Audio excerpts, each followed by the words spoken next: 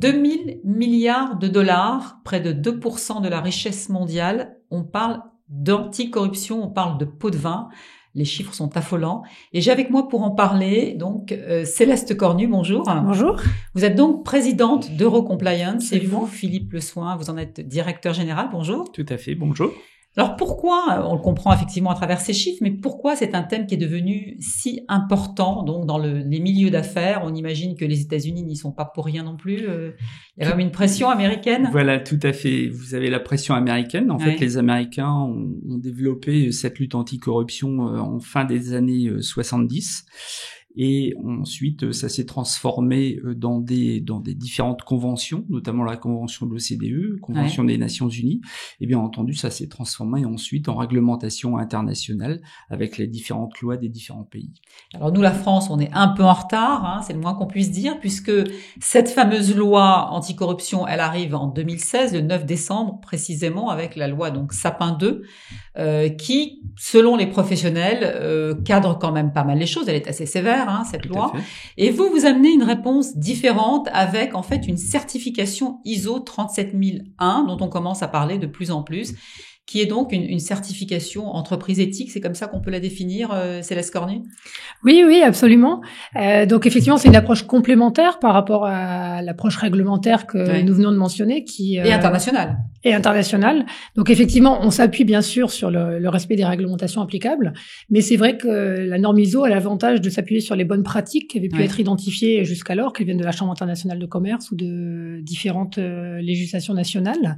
Et effectivement, comme vous l'avez souligné, elle est reconnue au niveau international, et donc ça lui apporte, on va dire, un supplément particulier par rapport à une loi qui, aussi efficace soit-elle, reste une loi française. Et contrairement à la loi qui, entre guillemets, concerne les entreprises de plus de 500 employés et plus de 100 millions de chiffre d'affaires, vous, elle concerne, enfin, une PME peut se faire certifier. Enfin, absolument, Absolument. Aujourd'hui, tout type d'entreprise rentre dans la démarche de certification, y compris des très petites entreprises. Quelle est leur volonté en faisant ça, une PME, notamment celle qui nous écoute, c'est intéressant quand même. Alors, très souvent, c'est un critère de différenciation. Donc, l'objectif, c'est de se faire valoir auprès de grands donneurs d'ordre, effectivement, comme ayant saisi l'importance du sujet et comme l'ayant traité en interne.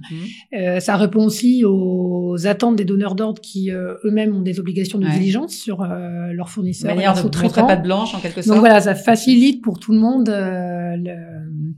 les échanges. Ensuite, vous avez mentionné donc les PME, mais il y a aussi les organisations publiques qui sont qui devraient être les premières sur la liste, hein. Qui ne le sont malheureusement pas toujours en termes de quantité aujourd'hui, mais effectivement, on voit un mouvement qui évolue et nous certifions par exemple une banque centrale où il y a des collectivités locales qui entrent dans la démarche en effet. Comment ça se passe cette démarche de certification? Bon, je rappelle que vous intervenez vraiment au moment de la certification, c'est là où vraiment votre action prend tout son sens.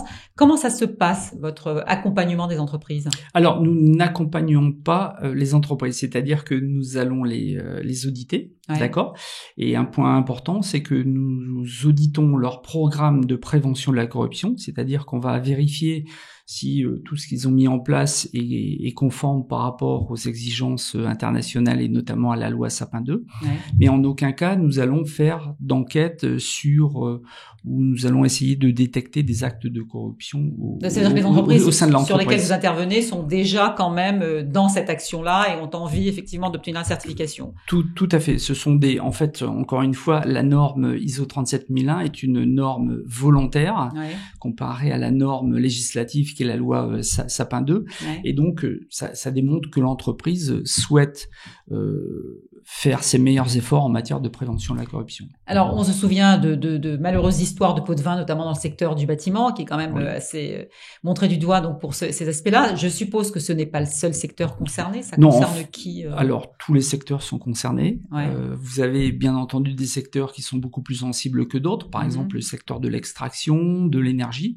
Mais même les secteurs de l'agriculture, ce sont les secteurs apparemment les moins corrompus. Eh bien, tous les secteurs sont concernés aujourd'hui.